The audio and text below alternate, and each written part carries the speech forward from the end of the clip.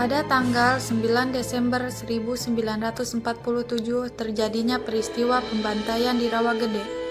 Pembantaian keji yang dilakukan kolonial Belanda di Indonesia terletak di Desa Balongsari, Kecamatan Rawamerta, Kabupaten Karawang.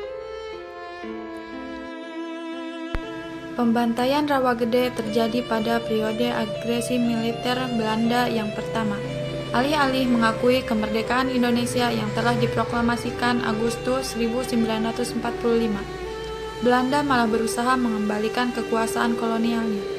Pasca proklamasi, para pejuang Republik makin bersemangat melakukan perlawanan terhadap Belanda. Di wilayah Jawa Barat ada kapten yang bernama Lukas Kustario, yang dikenal sangat berani melakukan penyergapan terhadap pos dan patroli tentara Belanda. Kapten Lukas Kustario dijuluki dengan Begundal Karawang. Tentara Belanda berusaha menangkapnya, hidup atau mati.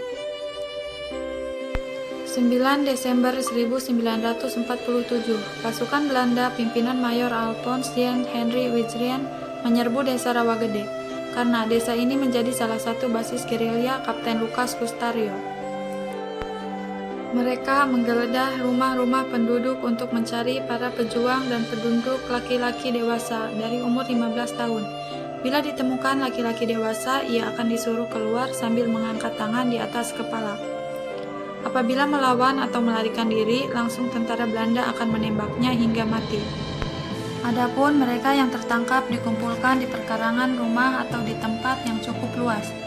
Mereka disuruh berbaris menghadap ke belakang, setelah itu satu persatu mereka ditembak dengan jarak ditembaknya hanya 3 meter. Sebelum dilakukan penembakan, mereka ditanya satu persatu oleh tentara Belanda mengenai keberadaan para pejuang dan Lukas Kustario beserta pasukannya. Mereka tidak memberitahu di mana para pejuang dan Lukas Kustario berada. Monumen Rawagede dibangun pada bulan November 1995. Setelah itu diresmikan pada tanggal 12 Juli 1996. Monumen ini dikelola oleh Sukarman yang sekaligus menjadi ketua Yayasan Rawagede. Monumen Rawagede adalah kenangan sebuah peristiwa yang menjadi pembantaian dari ratusan rakyat sipil Karawang. Monumen ini hanya dibatasi dengan pagar sehingga sangat mudah ditemukan. Tercatat bahwa Monumen Rawagede memiliki 17 anak tangga pada undakan menuju lantai 2. Angka ini melambangkan tanggal proklamasi kemerdekaan Indonesia. Sedangkan bentuk bangunan pada lantai dasar terbentuk persegi 8 yang melambangkan bulan Agustus.